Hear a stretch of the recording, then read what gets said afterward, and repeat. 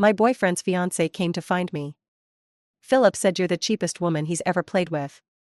Now that I've seen you, you really do look like trash. That's when I finally understood. During the 5 years I'd spent dreaming of marriage, my boyfriend had been planning a wedding with someone else. At my birthday party, I took the initiative to propose to Philip. Philip, let's get married.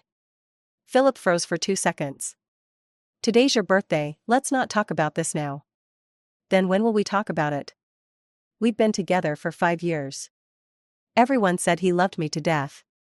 But when it came to marriage, he always avoided the topic. Philip, I took a deep breath. I just want a clear answer. Have you ever thought about marrying me? The room fell silent. Under the watchful eyes of everyone, I stared at Philip intently. And he stayed quiet. After a long pause, Philip leaned back slightly in his chair. Tiffany, in families like ours, marriage is about matching status. I don't have a choice. He leaned forward, his tone soft and affectionate. But as long as you behave, we can keep things the way they are. My chest tightened. So, what does these 5 years mean to you? Weren't we dating? Philip lit a cigarette, his eyes clear but distant. Yes and no. You're the only girlfriend I've ever publicly acknowledged. I thought I understood, but I couldn't help clinging to one last shred of hope. And then? There's no then. In other words, he'd loved me. I was his girlfriend. And that was all. My hands, hidden under the table, dug into my palms to keep from crying. So you never planned to marry me? He sighed. I'm sorry. I pushed away the hand he reached out to comfort me with. After a few tries, his patience wore thin, and he frowned. Tiffany, don't push it. This is how things work in our circle. Nobody's an exception. Fine. I looked up at him. Then I won't push it anymore. Philip, let's end this. I walked out of the venue. Philip didn't follow me. I knew his family was wealthy, but I didn't know exactly how wealthy. During our relationship, I tried to split expenses 40/60, even if I couldn't do it equally. I wasn't after his money. I just wanted his lifetime. Philip was different from other second-generation heirs. He knew what he wanted and often accommodated me. He was willing to stay in a rented apartment with me, eat cheap food, and even wear the t-shirt I gave him until it was misshapen.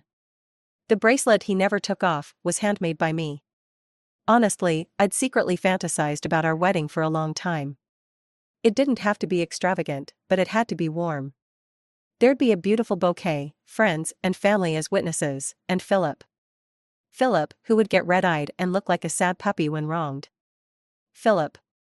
But today, that dream was shattered by his own hands. Back at the apartment, I began packing. There wasn't much to take. Just some clothes and a few diaries. 5 years, over 1,000 days and nights. Reduced to a few written pages. As I stepped out the door, I ran into Philip. He grabbed my suitcase. Where are you going? I tried to keep calm. Breaking up. I don't agree. Philip gripped my wrist tightly. You know I still love you. I don't know that. The emotions I'd held back for so long finally broke free. So your idea of love is keeping me by your side without status or security? You're single now, you could tell the world I'm your girlfriend. But what happens if your family arranges a marriage for you someday? I looked at him coldly. Would you keep me on the side as your mistress then? Philip sighed, still holding my hand. Tiffany, I don't have a choice. Those 4 words absolved him of all responsibility. He had no choice.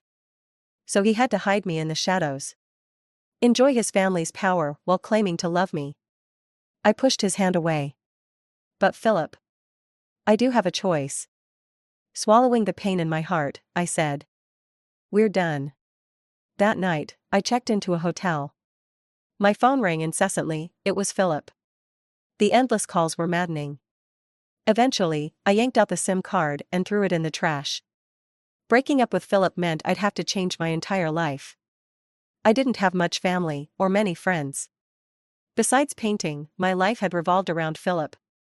Lying awake late into the night, I couldn't sleep.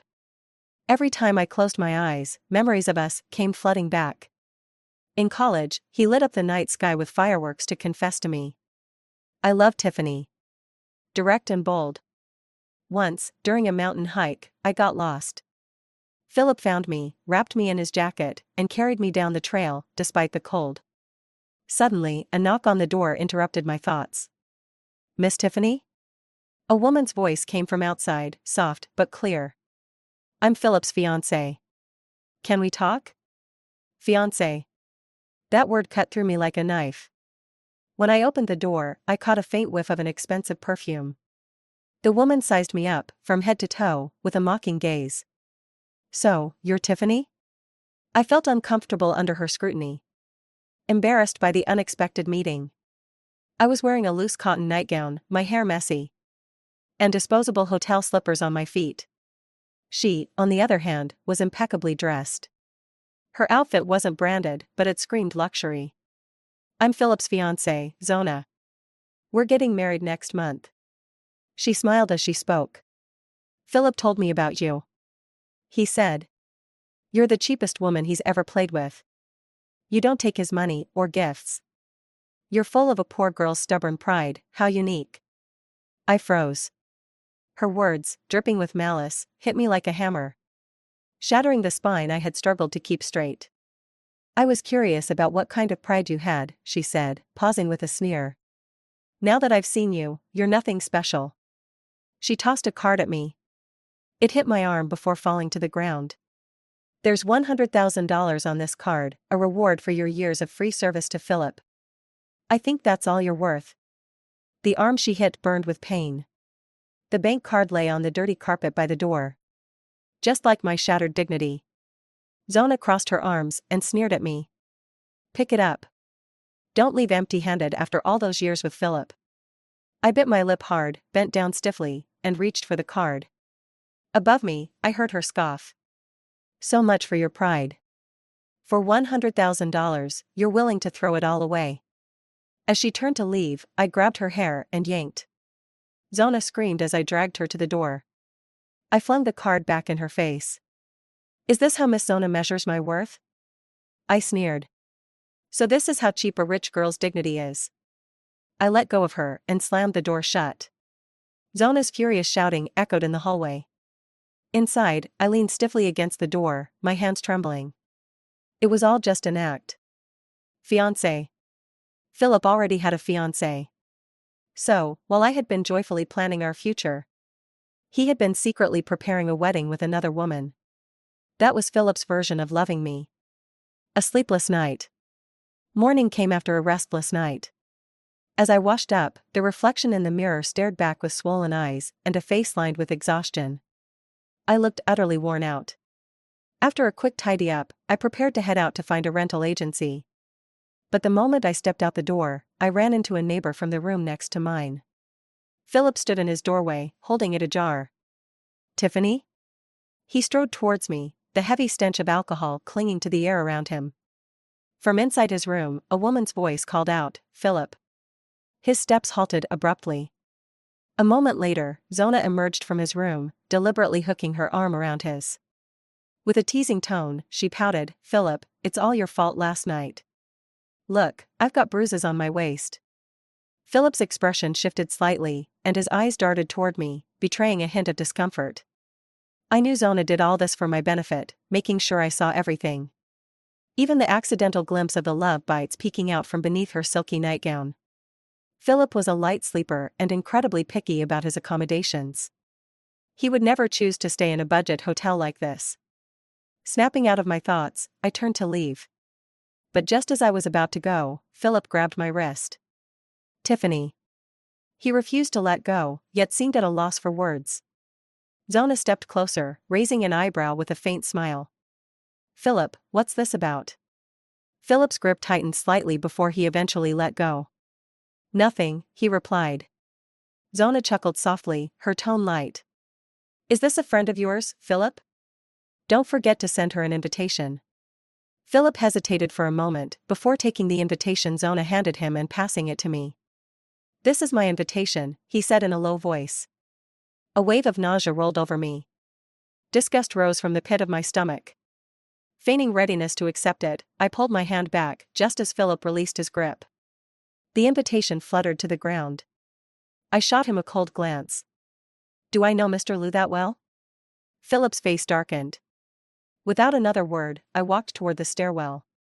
Behind me, Zona's voice echoed, fading as she spoke, let's go. We've got a photo shoot with the wedding photographer today. As I descended half a flight of stairs, I vaguely heard Philip's response. All right. Memories resurface. My thoughts drifted back to our university days. On Philip's birthday, I had a sudden whim to take couples portraits with him. While changing outfits, I caught sight of a wedding dress displayed in the window. On a whim, we ended up taking a photo, not quite a wedding photo, but close enough. In the photo, as the shutter clicked, I looked at the camera. But Philip was looking at me. By the time I snapped out of it, I had reached the end of the third-floor stairwell. I stiffly walked out of the hotel. The morning sun was warm, a sign of a fresh day beginning. A new start and new challenges. Eventually, I rented a beautifully decorated loft apartment. The downstairs space was perfect for setting up my easel and paints. But just as I settled in, bad news arrived from the magazine I'd been submitting work to. They had suddenly replaced the illustration editor. My sole source of income was gone. After facing rejection from several publishers, I decided to put my artwork online. But no one showed any interest. Except for one comment, from someone with the username Waterwood. I love your work. When I have money, I'll buy all your paintings. I replied with a smile, sure. But my heart ached a little. By dusk, I sat by the floor-to-ceiling window, layering paint onto a canvas in a chaotic mix of colors. My thoughts were just as jumbled as the mess of brushstrokes. My phone rang then, breaking the silence. It was an invitation for an interview from a small company. After hanging up, I tore the messy painting from its frame, crumpled it, and tossed it into the trash. As I turned, my eyes landed on the calendar. June 16th. It was the anniversary of my relationship with Philip. I remembered last year, when he was abroad for work on this day. Late at night, I couldn't help but complain to him over the phone about feeling lonely. And his voice, soft with a smile, came through. Tiffany, look out the window. He should have been across the ocean. But there he was, standing under the street lamp, looking at me with travel-worn tenderness. Memories, no matter how fleeting, have a way of softening the edges of pain. Pulling myself back to the present, I glanced out the window at the sunset-drenched horizon. June 16th. It was just another Sunday. It was past 10 p.m., and the entire apartment building suddenly lost power. Because of childhood experiences, I'd been afraid of the dark since I was little. My phone battery was under 10%. Rather than sit in the dark all night with a dead phone, I decided to go downstairs to rent a power bank and wait it out at a convenience store. I lived on the third floor, so it was a quick trip down. However, I still overestimated my courage. A pitch-black staircase late at night during a power outage. Everything about it made my legs go weak. Ah. There was water on the steps, and with the dim visibility, I slipped and fell. Pain shot through my left leg like a knife. Someone rushed up from downstairs. Are you okay? The beam of a flashlight illuminated half his face, showing delicate and striking features. I didn't recognize him, but he looked familiar, as if I'd seen him in the elevator a couple of times before. He helped me up. Can you walk? I think so. I gritted my teeth and tried stepping forward while holding on to the handrail, but the stabbing pain in my left foot made me falter. He caught me again. Come on, he said, crouching down slightly. His dark clothing blended into the night. I'll carry you downstairs. I hesitated for a moment. Thank you. He carried me downstairs with steady steps. The hand holding the back of my knees was clenched into a fist, gentlemanly avoiding touching me directly. Seeing how much pain I was in, he even hailed a cab and accompanied me to the hospital. On the way there, I learned his name, Sean. At the hospital, Sean helped me out of the cab. However, just as we stepped into the lobby, we ran into two familiar faces. Close to 11 p.m., I found myself face to face with Philip in the hospital lobby. His right hand was lightly pressing against his abdomen, likely another bout of his chronic stomach issues. Zona was trailing behind him. I quickly averted my gaze and leaned on Sean as we struggled toward the lobby. Tiffany. Philip strode over to me. He gave Sean a cold once-over, his expression dark. I thought he was about to make a scene again. Instead, Philip's voice was controlled but simmering with anger as he asked, "What happened to your leg?" I said nothing and tried to move past him, but the sharp pain in my left leg made me stumble. Philip instinctively reached out, but someone was faster. Sean steadied me with a gentle tone. "Careful." He supported me, indicating that I should lean my weight on his arm. Philip wasn't about to let it go and followed us. "Does it hurt?" He frowned. "Let me carry you." "Philip," Zona stepped forward just in time. Gone was her usual arrogance when alone with me, she now clung to Philip's arm with a gentle demeanor. "Let's go home," she urged softly. "Your mother is still waiting for you." She glanced at me with a faint smile that carried a hint of mockery. "Besides, Miss Tiffany has someone with her now. I doubt she wants you around." Philip's face looked grim, but he didn't argue. With Sean's help, I slowly bypassed him. The sound of footsteps faded behind me after a pause. Sean supported me through registration and the doctor's consultation. By the time the examination was done, it was late at night. Thankfully, the doctor said my bones were fine, it was just a severe ankle sprain. He prescribed an ointment and advised rest for a couple of days. Sean helped me out of the consultation room. His hand brushed against my wrist, and it was burning hot. Looking at his flushed face and pale lips, I felt something was wrong. I touched his forehead. "Are you running a fever?" "I'm fine," Sean replied with a smile. "I'll take some medicine when I get back." I dragged him to the nurse's station to check his temperature. Turns out he had known he was feverish but stayed to help me finish my examination.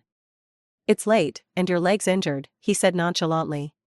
"You'd have trouble managing alone." "It's no big deal, we're neighbors." In the end, I convinced him to get in for treatment at the hospital. It was well into the night. There weren't many people in the 4-room, just a few scattered here and there. I sat next to Sean, scrolling through my phone. Halfway through the drip, I felt something lean against my shoulder. Sean had fallen asleep, his head resting gently on me. I checked his temperature with the back of my hand. Still hot. Just as I was pulling my hand away, a shadow loomed over me. Looking up, I met Philip's stormy gaze. Who is he? Philip's relentless presence was getting on my nerves. I frowned, unwilling to respond. "Tiffany, did you break up with me because of him?" He sneered, his tone dripping with sarcasm. Is this what they call a seamless transition? My temples throbbed in irritation. I couldn't hold it in anymore and swore loudly. Philip froze. Sean, who had been woken up, also looked stunned. I grasped Sean's hand, intertwining our fingers tightly, and raised them in front of Philip. "You're right. He's my new boyfriend. He's younger than you, better looking, and more capable. Most importantly, he's willing to marry me." I met Philip's gaze with equal sarcasm. "Does this answer satisfy you, Mr. Philip?" Philip frowned, saying nothing. Sean stayed silent, not exposing my lie. After a while, Philip sighed. "Tiffany, don't say things in anger." He crouched down to examine my ankle. "Did you sprain it?" As he spoke, he pulled out 2 tubes of ointment from his pocket. He held my ankle gently, as if about to apply the ointment. "Let go." He loosened his grip slightly. "Stop being stubborn. If you don't apply the medicine quickly, your ankle will swell even more tomorrow." "What does it have to do with you?" "Everything." Philip looked up at me, his eyes full of possessiveness. "I don't agree to the breakup." "You want marriage, right? Give me some time. I'll take care of everything, and then I'll marry you." When someone's words reach the height of absurdity, all you can do is laugh. I stared coldly at him. "Philip, who do you think you are? Why would I wait for you to marry me?" "Let go." Philip didn't move. The next moment, Sean, who had quietly removed his 4-needle, suddenly grabbed Philip by the collar. His expression was calm, but his tone was icy. "My girlfriend asked you to let go. Didn't you hear her?" After a 2-second pause, Philip flung Sean's hand away, his gaze scrutinizing both of us. "Girlfriend?" His eyes landed on Sean's cheap white t-shirt, and he chuckled. Your whole outfit costs less than 200 yuan. And you think you're qualified to be her boyfriend? If you're broke, don't try to chase girls. Shut up. Ignoring the searing pain in my left foot, I stepped in front of Sean. Do you seriously believe every relationship revolves around money? I looked up at him, the sarcasm in my eyes unmasked. By that logic, Mr. Philip, you're better suited to paying for love. Every minute of passion, clearly priced. Philip frowned. Tiffany, are you taking this pauper's side? Or are you still mad at me? He seemed to convince himself it was the latter. I've explained it to you before. She and I were just fooling around. Was that marriage certificate really so important? More important than our love? It was. The face I had loved for 5 years was still the same. Yet suddenly, it felt unfamiliar. I stared at him coldly. You still don't understand why I left you. You had the choice not to marry her. I didn't have to marry you either. But you didn't even have the courage to tell me. You wouldn't marry me because you'd choose your family over me. You kept saying you had no choice, but you never gave me one either. You were just cowardly and selfishly planning to waste my entire life. Saying everything that had been bottled up, I felt relieved. Philip, it took me 5 years to figure out one thing. You're a coward. When Sean and I got home, it was already past midnight. Even with his low-grade fever, he insisted on supporting me to my door, waiting until I entered before leaving. The apartment's power had been restored. After washing up, I lay in bed, my thoughts drifting back to Philip's clenched fists and red eyes after my parting words. Yet he didn't argue. By Monday, my ankle had improved, and I could hobble around. I attended the scheduled interview and received an offer that evening. Wanting to thank Sean, I bought a bunch of gifts and went to his place, but his phone was off, and no one answered the door. Feeling worried, I returned to his apartment later that night. This time, I knocked for nearly 10 minutes. The door finally opened. The room was dark, with heavy curtains blocking out the moonlight. The air felt stifling. Sean stood at the doorway, unshaven and bloodshot after 2 days. Sean. I was startled by his appearance. He forced a weak smile. What's up? I brought some gifts to thank you for the other night. It's fine. He interrupted softly and moved to close the door. Something felt off. Panicking, I reached out to stop him. Ah. My fingers got caught in the door. The sharp pain brought tears to my eyes almost instantly. Sean froze, quickly grabbing my wrist. Are you okay? His eyes were filled with guilt. I'm sorry. I stared at the disheveled man before me and asked softly, may I come in and sit for a bit?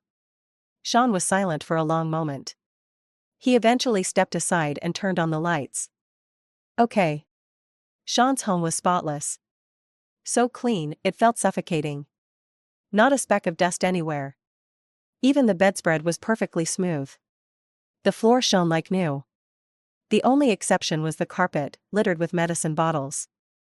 Though Sean quickly gathered them up, I caught a glimpse. Citalopram. A medication for treating depression. I frowned. Despite knowing him only briefly, Sean had always struck me as gentle and kind. Could he be struggling with depression? I didn't know how to ask. The sound of running water from the bathroom broke the silence. Sean soon emerged, water droplets still clinging to his face. Sorry. His voice was low and slow, carrying an inexplicable weight. My chest tightened. After a moment's hesitation, I limped over to the carpet and sat down, patting the spot next to me. Care to chat for a while? Sean hesitated before sitting down, maintaining half an arm's distance. From this angle, the night sky outside the window was visible. The moon was full tonight, surrounded by countless stars. We talked for a long time. And I learned about his past. Sean used to be a competitive swimmer. He had participated in national tournaments. His coach once called him the most promising athlete for a world championship. But a year ago, a tragic accident changed everything. Sean suffered an injury that permanently ended his career. Worse still, his parents died in that same accident. They passed away right in front of him. He watched them fight for their lives, only to take their last breaths. Completely powerless. The dual blow of losing both his family and his dreams had utterly crushed him. Sean's eyes were red, his hands trembling as he rested them on his knees. The trembling worsened until I reached out and held them. I wanted to tell him that it was all in the past, but the words wouldn't come. For him, how could it ever truly be in the past? Not knowing what else to say, I held his hands gently until he calmed down. At last, Sean exhaled deeply. "Thank you." First day at work. Everything went smoothly, except for a slight limp in my left leg. The boss wasn't too demanding, and the colleagues were decently friendly. Except the new phone number I just got received a call from Philip. I hung up 5 times in a row. Finally, he stopped calling. After work, I went straight to see Sean. Luckily, he seemed much better today. He even made dinner himself. Sean is a meticulous person, but his cooking skills are abysmal. When I discovered that the fish he was cooking was still swimming in cold water, I sighed and gently pushed him out of the kitchen. "Let me handle it. Honestly, my cooking isn't great either. But it's at least edible." Sean refused to leave and just stood by my side, helping out. He washed some vegetables and cracked a couple of eggs. While I scrambled to stew the fish, I turned my head and caught Sean leaning against the doorframe, watching me. He was wearing light-colored loungewear. His hair, naturally black and silky, softly framed his forehead. The setting sun streamed in through the window, bathing him in a warm glow. It softened his features even more. Sean has a pair of very gentle eyes. Clear and calm. At that moment, he watched me quietly, no intensity, no possessiveness, just pure, gentle observation. He smiled sincerely.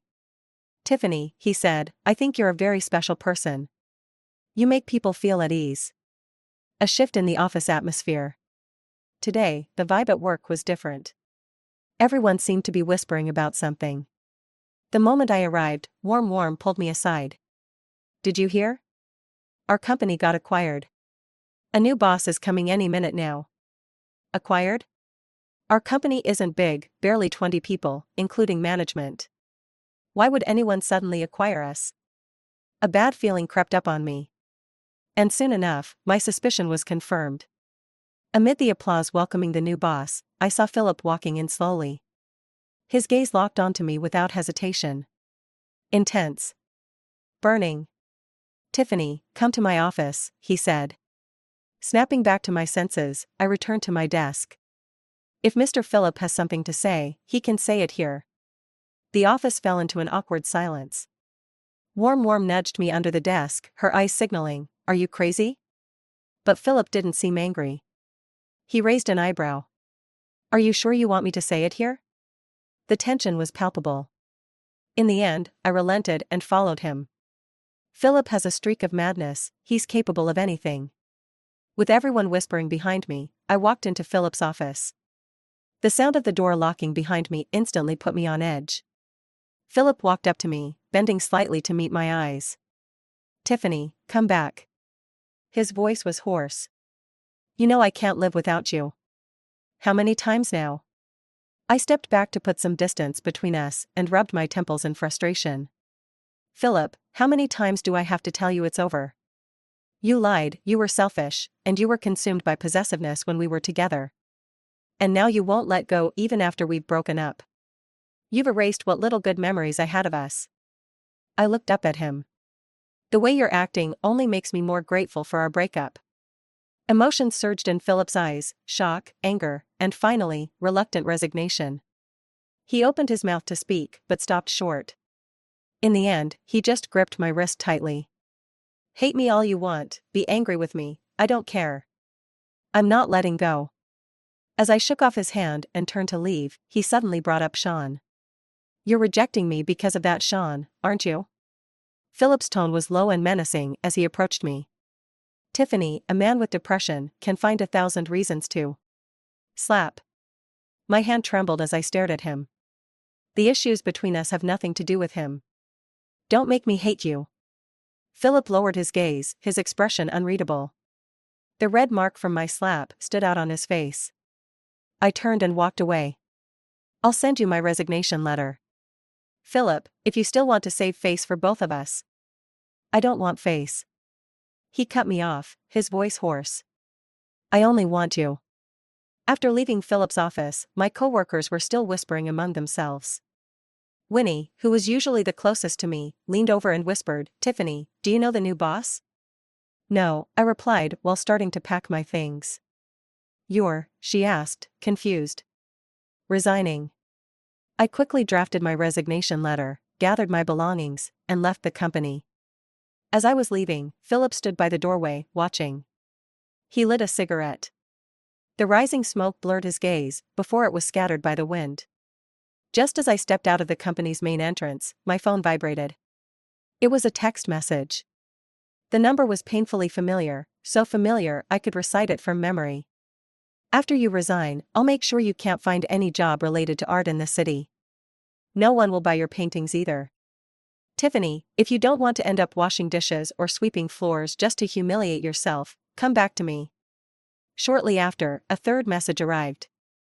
This time, Philip's tone softened. Tiffany, I'm begging you. Please come back. I didn't reply. I simply blocked his number. In these 5 years, if he had truly understood me, he would know one thing. I never look back. Even if the road ahead is rough and bleak. I returned home with my things. My mind was in turmoil. As I opened the door, Mimi, the cat, jumped down from her perch and rubbed against my pant leg. Mimi was a stray Philip and I had adopted together. Philip hated cats, but still let me keep Mimi in the one-bedroom apartment we used to rent. I crouched down to rub Mimi's head, opened a can of food for her, and then went downstairs. After a few knocks, Sean opened the door. The room was as tidy as always, and just as dark. The air felt stifling. After spending time with Sean, we had grown familiar enough that I even kept a pair of my slippers at his place. I changed into them, walked over to the window, and opened it to let in some fresh air. As I turned around, I noticed an empty bottle of sleeping pills on the floor. Sean. I rushed over to pick up the bottle. How many did you take? Sean looked at me and smiled. Don't worry, just 2. Having trouble sleeping lately. That's all. Really? Really. He took the empty bottle from my hand and threw it into the trash. Relax, he said, guessing what was on my mind. I promise, if I ever decide to leave this world, I'll tell you in advance. After all. He paused, and his laugh was faint. You're my only friend in this world. For a brief moment, I wanted to ask him, only a friend? But I didn't. That night, I stayed at Sean's place until late. Once I was sure he was okay, I left for home. For some reason, after returning home, I couldn't stop thinking about Sean's eyes. They were so clear, yet upon closer look, seemed full of tiny, shattered light. As if, at any moment, they might quietly bid farewell to this world. The next morning, I woke up early. After getting ready, I couldn't shake off my concern, so I took Mimi and went downstairs. This time, Sean opened the door quickly. What's this? He asked, staring at Mimi in my arms. I lied. I'm busy job hunting these days. Can you help me take care of her for a while? She's very well behaved. Sean's gaze softened as he reached out to gently rub Mimi's head. Mimi seemed to like him too. The little fluffball nuzzled against his hand affectionately. Sure, he said. I spent the next few days looking for a job. But Philip was right, no art-related company in this city would hire me. 2 companies even rejected my interview outright upon hearing my name. When Philip said he'd block me entirely, he meant it. But I wouldn't give in. I locked myself in my room and painted, sometimes for an entire day. Then I posted my finished works online. I thought no one would notice them, as usual. But that very night, 2 of my paintings sold. The shipping address was in the next city. To celebrate, I immediately bought some groceries and headed to Sean's place. Sean opened the door with Mimi still in his arms. The little rascal barely gave me a soft meow before curling back up against him. I stroked her head and teased, you little traitor. Falling for someone else so quickly. Sean naturally took the groceries from my hands. You seem happy today? Yeah. I grabbed his sleeve excitedly. My painting sold. Sean set Mimi down and smiled. Really? Congrats. As he turned away, I couldn't help but look at his back.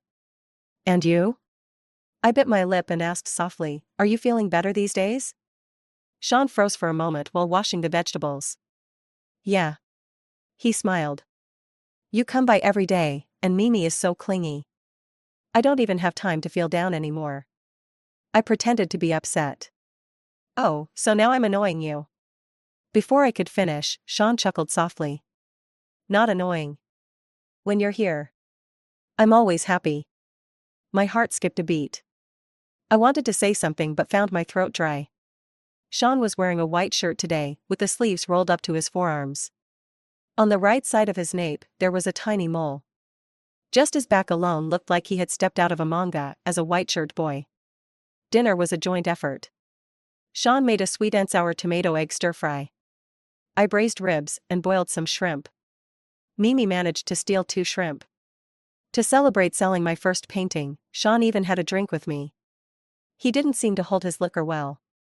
His face quickly turned red, and his usually gentle gaze became a bit unfocused. Normally, Sean was a person with strong boundaries. But now, he reached out to pinch my cheek and leaned in closer to look at me. Tiffany, he said. You're amazing. There will always be people who can see the soul in every stroke of your paintings. People who resonate with you. One day, many, many people will love you and your work. You'll definitely become an incredible artist. Sean said this while looking at me earnestly. His gaze was as tender as a spring breeze over a still pond, rippling softly but quickly calming again. My heart raced. I asked quietly, do you like it? Like it? Sean smiled. I love your paintings. Just the paintings? I looked up at him and gathered my courage. Sean's smile froze for a moment. Finally, he met my gaze directly. I like the person too. The heat rose. The alcohol coursed through my veins like fire. At some point, I couldn't tell who made the first move. All I could see was Sean's face coming closer. Closer, until I could almost feel his breath. Then the phone rang. The moment broke. Sean abruptly pulled away, and we created some distance. Flustered, I avoided looking at him and fumbled for my phone. It was an unknown number. When I answered, a vaguely familiar female voice came through. Tiffany, you really surprised me. But don't celebrate too soon. Did you think Philip canceling our engagement means he'd marry someone like you? Dream on. She laughed mockingly. Don't think for a second that you'll ever become Mrs. Philip. No matter how much he likes you, you're just a mistress. Are you done? I frowned. Idiot. I hung up. The whole righteous wife act, what a waste of time talking to her at all. The room fell silent again.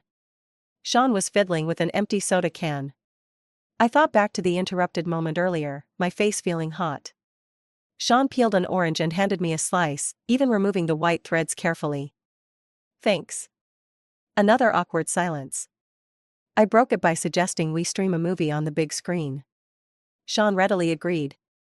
But just as I set up the screen, my phone vibrated. Philip's message appeared on the projector. Tiffany, I've cancelled the engagement. Sean glanced briefly and then looked away. He stood up. I'll get you a glass of water. The sound of running water came from the kitchen. I quickly typed, I'm getting married. Screw off. Then I blocked the number. Sean soon returned, carrying a glass of warm water with a hint of honey. We silently agreed to change the topic, chatting about art and Mimi the cat. But my phone buzzed again, another unknown number. I hung up, and they called back.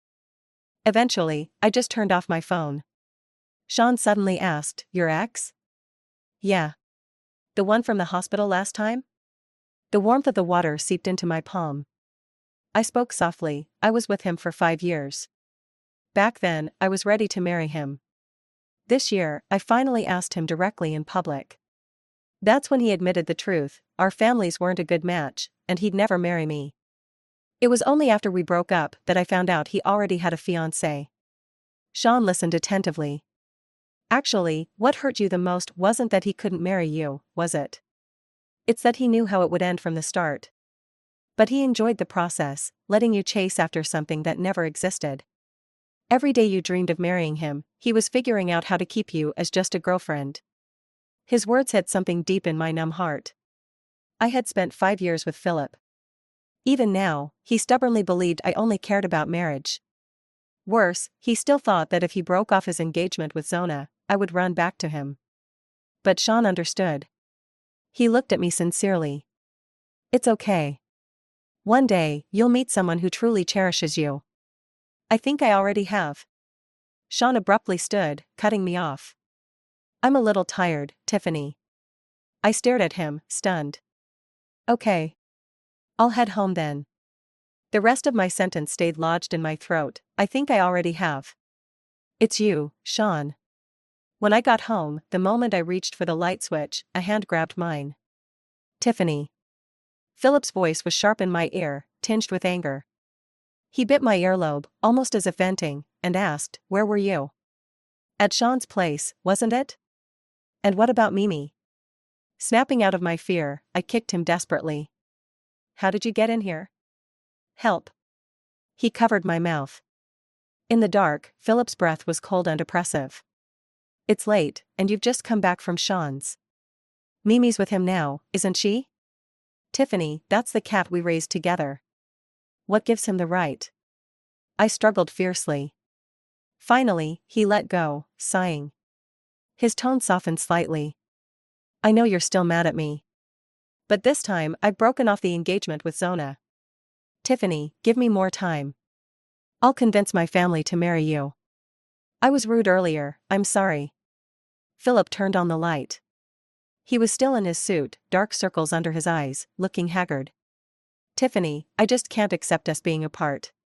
I looked up at him. I'm really tired tonight. Can we talk about this tomorrow? Philip. He wanted to refuse, but couldn't resist my tone when I said his name. Fine. I'll come pick you up in the morning. I nodded. Once he left, I locked the door and called the police. Officer, someone broke into my house. Philip had guessed the door code. When he grabbed me earlier, I deliberately slipped my diamond ring into his pocket, filing the complaint as burglary.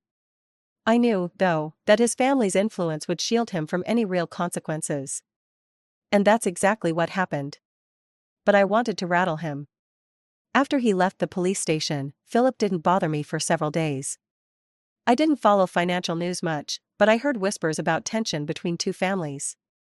Philip had reportedly been put under house arrest by his own family. With him out of the picture, I could finally focus on painting.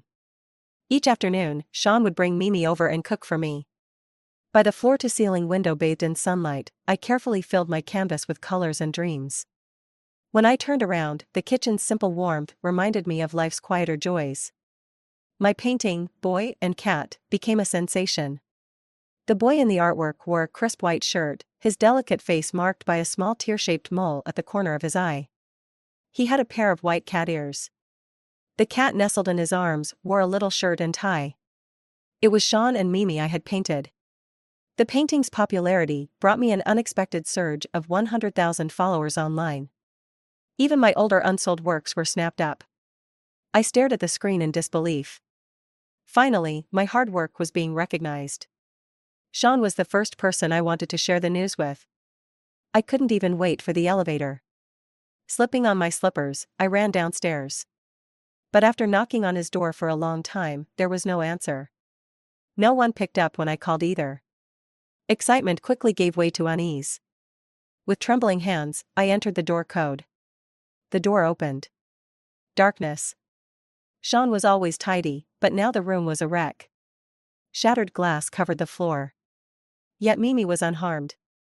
The little cat had been locked in the bedroom with fresh litter, food, and water. Sean was curled up on the floor near the couch, trembling. The shadow swallowed him, blurring the edges between him and the night. I was afraid he might disappear altogether. Sean. He didn't respond, staying in the same position. I walked closer and saw his bloodshot eyes and tear-streaked face. Sean had been crying. A pang shot through my chest. I tentatively embraced him. Sean didn't pull away. What's wrong? Let's go to the hospital, okay? He didn't say anything. After a long silence, he stiffly, shakily hugged me back. Tiffany, he said, his voice cracking, today is the anniversary of my parents' death. It was my fault. I killed them. That night, Sean finally shared the details of the accident.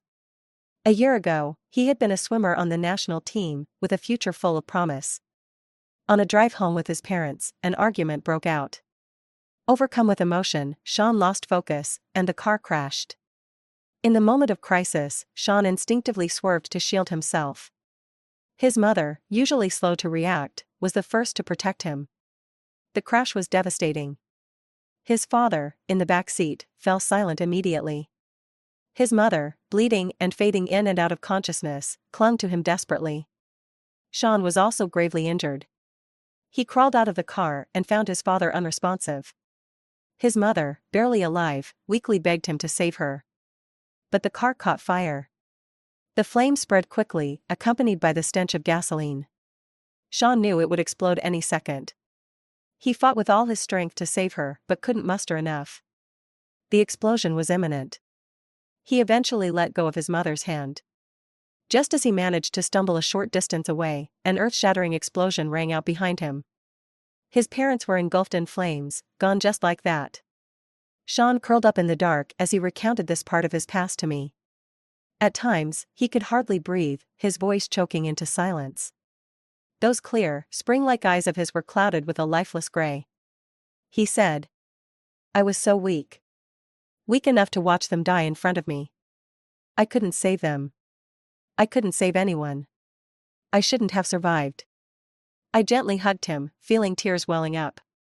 He had instinctively saved himself during the car accident. He had chosen to let go during the explosion. I didn't know how to judge his actions, it was tied to human nature, far too complex. But one thing I felt sure of.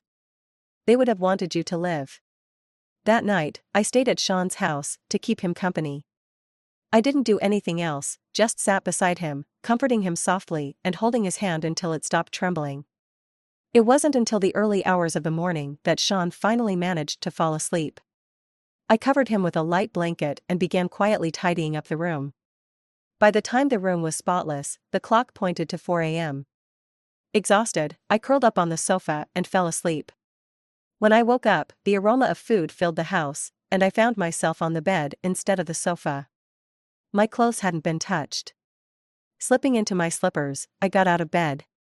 When I saw the figure in the kitchen, I let out a sigh of relief. Sean was cooking. Recently, his culinary skills had improved dramatically. The dishes I loved most were now especially delicious when he made them.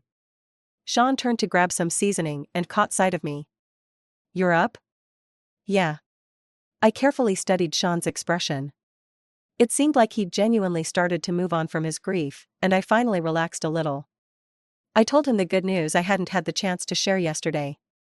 Sean stirred the food with a spatula and smiled faintly. "Tiffany, I'm not surprised. Your art will only become more beloved, it really will." Then he added, "You're going to achieve your dream." "And what about you?" I walked to the kitchen door. "What's your dream?" The moment I asked, I regretted it. I must have been half asleep. Sean's dream had always been to swim competitively, a dream he could no longer pursue. Why would I bring it up? Well, I fumbled for a way to change the subject, but Sean suddenly laughed. "My dream now is to see Tiffany achieve hers." The softness in his words hit me straight in the heart. I asked quietly, "Will you stay with me? Stay with me as I chase my dream?" The sound of the spatula tapping against the pan was almost inaudible. Then, he answered, "I will."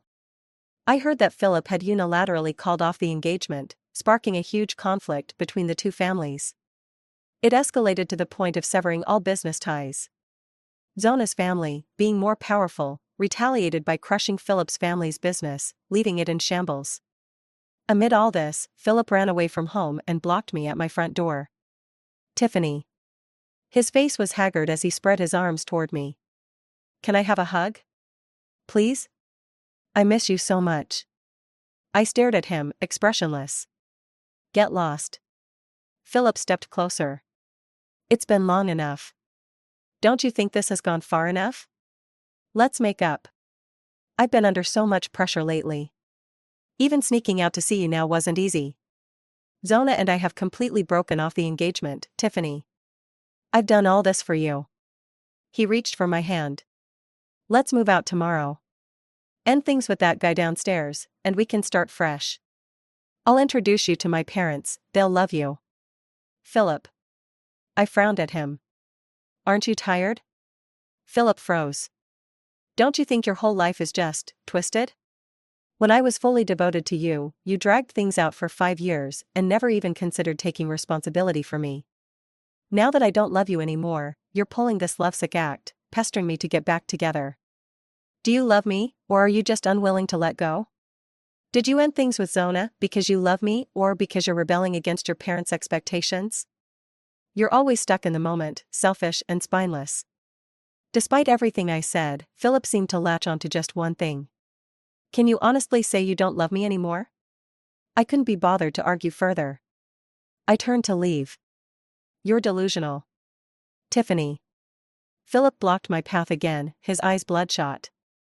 I know I was wrong in the past, but can't you give me even a chance to make it right? I can. I looked at him, deadpan. How about you kneel and apologize first? Philip's eyes burned red as he stared at me. He seemed to be making some kind of decision. After a long pause, he asked in a low voice, if I kneel, will you come back to me? For a moment, I thought I misheard him. Looking up, I saw Philip staring at me intently. If I kneel, will you? I looked at him, disappointed. If you kneel, you'll destroy even the little bit of dignity those 5 years left behind. Honestly, I don't regret being with you. It was part of my life experience. I loved wholeheartedly, and I can take the loss. But, Philip, if you kneel to win back someone who doesn't love you anymore, I'll lose all respect for you. And for myself. For ever loving someone so pathetic. I met his gaze coldly. Stop playing out this melodramatic obsession. You know me well enough, I've truly moved on. Let's leave each other with some dignity. Philip, don't make me lose respect for you. This time, I turned and walked away. Philip didn't stop me. But as I reached the elevator, I heard him call out softly, do you really like Sean now? Yes. The elevator doors opened, and I saw Sean inside. He was holding Mimi in one arm and carrying groceries with the other. He smiled at me. Come to my place? I'm making your favorite braised prawns for lunch. Okay. As the doors closed, I couldn't help but glance at Sean's expression. Had he heard my last exchange with Philip? Judging by his expression, he probably hadn't. I let out a breath of relief, though mixed with a faint tinge of disappointment. The next morning, I found a message sent to me in the middle of the night. It was from an unknown number at 3 a.m. Tiffany, I'm sorry. Wish you happiness. I once thought my growing popularity would be nothing more than a fleeting moment. But surprisingly, more and more people started appreciating my artwork. Now, I could even say I've gained a bit of recognition. I was invited to hold my very first art exhibition. The excitement and nervousness were overwhelming, mixed with an almost dreamlike unease. I even felt a twinge of unworthiness. Sean, however, saw through my emotions effortlessly. He stayed by my side, helping me piece together the exhibition, watching me paint, and reassuring me. You deserve all of this, he said. You've always deserved it. His words smoothed the storm of anxiety in my chest. Together, we prepared every detail for the show. But I was so preoccupied, I didn't notice. When Sean wasn't busy comforting me, he was becoming quieter. The exhibition went as planned. Sean stayed close, never too far, his gentle gaze following me. I couldn't explain it. He had this calming presence, like a silent magic. Even without a word, just standing there, he made me feel at ease. The event was a success. But amidst the crowd, I spotted someone familiar, Philip. My heart sank as I frowned. What was he doing here?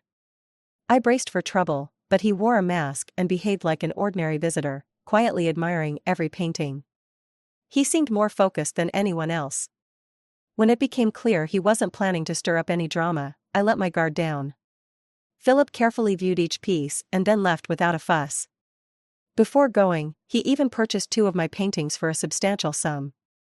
From start to finish, he only glanced at me twice, never approaching or causing any trouble. The exhibition boosted my reputation a little in the local art scene. Everything seemed to be improving. Yet, I couldn't shake my growing concern for Sean. I started spending more time at his place, chatting with him, observing his mood. To my relief, Sean seemed to be doing better. He smiled often, his eyes as warm as ever. He took great care of my cat, Mimi, and quietly tidied up the mess I left behind. One evening, after a few drinks, we sat on the carpet, gazing at the night sky outside his window. Sean. Yeah? The alcohol gave me courage. Do you like me? I asked boldly. Sean chuckled softly, without hesitation. I do. His response was so natural, as if liking me was the most obvious thing in the world. My heart raced. I gripped my can nervously, then took the plunge. Then, let's be together? Sean went silent. 1 second. 2 seconds. Before I could sense something was off and turn to look, I realized he had fallen asleep, leaning against the wall. I couldn't help but laugh, feeling both amused and exasperated. All that nervousness for nothing. I gently took the empty can from his hand and looked at him under the moonlight. Tracing his features with my eyes, I didn't even know when I leaned closer. My heart pounded. I moved in to kiss him. Just then, his body slid slightly against the wall. My lips brushed his cheek instead. Sean woke up. Flustered, I felt my face heat up, and the alcohol seemed to evaporate. No rush, I thought. We'd have plenty of nights for confessions. The next day was one of those rare sunny mornings. I texted Sean, asking him to go to the park with me to sketch. He didn't reply. I went downstairs to his place and knocked, but there was no answer. So I let myself in. Thankfully, the apartment wasn't as gloomy as I feared. The heavy curtains were drawn back, windows open, everything spotless. Even the litter box was freshly cleaned. The air carried a faint jasmine fragrance I loved. Sean must have gone to the store. He always kept his phone on silent, so missing my message wasn't unusual. Relieved, I waited for him at his place. But hours passed, and he still hadn't returned. Calls went unanswered. 2 hours. 3. 4. I started to panic. I searched the nearby streets and eventually called the police. That evening, I got a call from the station. They'd found a body in the river. A man. The words river and body left my mind blank. I didn't even know how I got to the station. There, I saw Sean. He wore his usual white shirt. A rose tattoo adorned his left wrist. On Sean's private social media, there was a post he'd made the night before. It was visible only to himself. My moon has finally risen from the water, it read. She always belonged to the sky. I didn't shed a tear when I saw his lifeless body. But when I read those words, I broke down. He said his moon had returned to the sky. But that ordinary night, as I slept unaware, he had jumped into the water. That morning, when I saw his spotless home, I thought it was a sign he was getting better. But it was the calm before his final farewell. On an unremarkable day, under a serene sky, he tidied his home, refilled Mimi's bowl, and left. I only realized after he was gone how deeply his depression had taken hold. It wasn't just emotional turmoil, it was a physiological battle. Every day was torment for him. But I never knew. Sean hid it so well. He encouraged me, supported me, and helped me realize my dream. He cared for my cat, always wearing that gentle smile. I didn't know how much he was enduring. Not until he was gone. Back from the station, I locked myself in his apartment. I pulled the heavy curtains closed, surrounding myself in the darkness he once lived in. It felt as if he were still there. I clung to his phone, the warmth from the device fooling me into thinking Sean was alive. He hadn't taken it with him when he jumped. It was left in a drawer, on silent mode. Trembling, I opened his notes, hoping he'd left me something. There was only one entry. I hesitated for a long time before summoning the courage to open it. If you're reading this, then I owe you an apology, it began. I'm sorry for leaving without saying goodbye. I just couldn't hold on anymore. I can't forgive myself for my weakness, nor could I win against this illness. For me, leaving is a relief. But I don't want my death to become a burden for you. Your existence has already given me so much I never dared to dream of. If it weren't for you, I wouldn't have survived that winter when my parents passed. I've been your fan for a long time, since the days you posted your artwork online, back when no one noticed you. I knew then that one day, the world would see you. And now they have. My moon has returned to the sky. And I'm headed there too. In some way, isn't that a reunion? He ended with. When you feel down, just look up at the sky. Day or night, the closest star or cloud to you will be me. He signed it, your friend, Sean. I read that note countless times, my hands trembling as I erased the word friend from the end. He wasn't just a friend. To me, Sean was the boy I loved. Sean didn't have many relatives. I personally arranged his funeral. Dressed in a black dress, I held his coffin as his widow. On the black and white photograph, Sean was still smiling gently. At the corner of his eye, a tiny beauty mark resembling a teardrop. So gentle. Throughout the funeral, I managed everything without shedding a single tear. Midway, Philip showed up uninvited. I didn't ask him to leave. There's an unspoken rule about funerals, invited or not, no one is turned away. His eyes were bloodshot as he watched me steady the coffin for Sean. When the ceremony ended, he approached me, hesitant to speak. In the end, he only managed to stammer, "My condolences." Then he left a bouquet of flowers for Sean and walked away. Against the light, his usually straight back seemed to crumble little by little. After Sean's death, I began receiving several parcels. They were all my paintings. Only then did I realize that during the days when I was an unknown artist, Sean had been quietly saving money from his living expenses to buy my works under other people's names. He left delivery addresses scattered across the country, only to have them eventually sent back to him. All those dreams of mine that had nowhere to take root, Sean had been quietly supporting them from behind the scenes. That fool. And then I stumbled upon Sean's social media account. It was called Waterwood. Scrolling through his past comments, I found that on nights when his illness was severe, when he was racked with insomnia and pain, he would still meticulously reply to criticisms of my work. Every negative comment or doubt aimed at me, he would counter them earnestly, one by one. He told them, "She's going to be the greatest artist. Her paintings contain the purest soul in the world." Sean had believed in me without reason. Perhaps it was these traces he left behind that made me feel as if he were still by my side. Until one afternoon. I was curled up in Sean's home, tidying his room until it was spotless. When I turned around, I saw Mimi, the cat, lying on Sean's favorite white shirt, gently nuzzling the fabric with its head. It let out soft meows, sounding almost like it was being coquettish. In that moment, a surge of grief hit me. Mimi didn't understand what it meant to say goodbye. It didn't know that the one who had pampered it, made it soft and content, would never come back. Never again. Such cruel words. I held Mimi in my arms, choking back tears as I asked, "Do you miss him too?" Meow. It let out a quiet cry, clearly despondent. These past few days, it had barely eaten or slept, spending its nights staring at the door. It was waiting for Sean. I gently stroked its fur, my tears falling silently. Let's miss him together. They say as long as someone remembers you, you're not truly gone. Mimi nuzzled its head against my hand. Meow. For half a month after Sean's death, I locked myself in his room and painted. The painting depicted a young man, gravely injured, running barefoot through a forest trail. His refined face was etched with pain and despair. Behind him, flames raged skyward. But behind him, the ethereal spirits of a middle-aged couple reached through the branches and undergrowth, steadying his every step. Their eyes brimmed with tears, but the gaze they cast upon him was filled with love and peace. The boy had a rose tattoo on his wrist, vivid and lifelike. Unexpectedly, this painting became a sensation. But tragically, Sean never got to see it. I titled it "The Moon Amidst the Flames." My moon fell amidst the flames. But I hope to piece together what was shattered of him. And let him return to the sky, whole. I was invited to an interview. From the audience, I noticed Philip.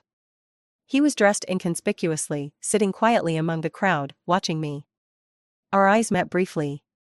I quickly looked away. The host asked, "Is the boy in this painting the same as the one in your earlier work, The Boy and the Cat?" "Yes," I replied. She teased, "So, who is he to you?" The moment she posed the question, my mind wandered to that night. That night, emboldened by alcohol, I had stolen a kiss from Sean.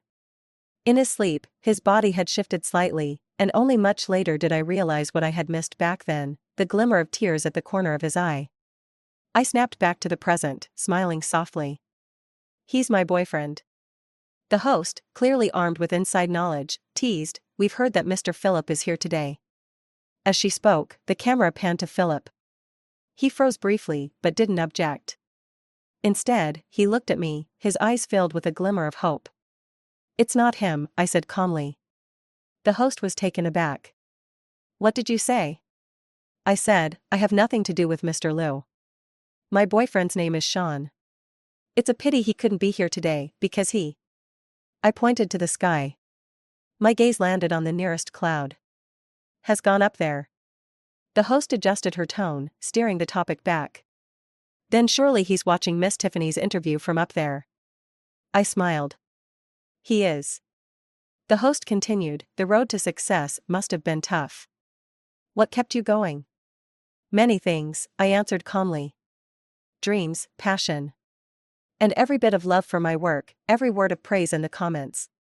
And—" My gaze swept the audience, pausing briefly on a pair of reddened eyes watching me with hope. I finished softly. "My boyfriend, Sean. It was he who quietly saved up to buy all my works when I was unknown. It was he who, in sleepless nights, defended me against every criticism. He told me," my voice broke, "even if he's no longer here, there would be countless Seans who would love my art. He said I deserved everything I wanted. And so, now I can confidently say, I do deserve it. Sean's love carried me. I deserve it all."